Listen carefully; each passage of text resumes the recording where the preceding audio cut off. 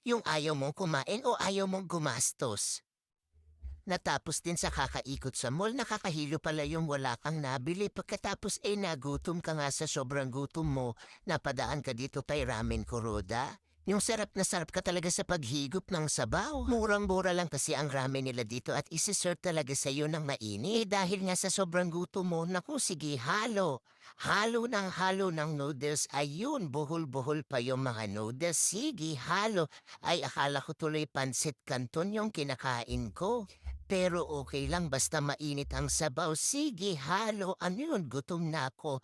Naduduling na ako't hindi ko pa talaga mabingwit yung mga noodles. Hay, sa wakas na isubo rin kita. Napakasarap naman kasi talagang kumain. In fairness naman, kahit pinahirapan ako ng konti sa pagkain nito, masarap naman talaga at mainit nilang isi-serve ang mga ramen. Sakto lang yung timpla niya, hindi mo na kailangan maglagay ng mga condiments. Saktong pang isang taong per serving nila dito, uuwi na naman akong busog-busog at happy tummy.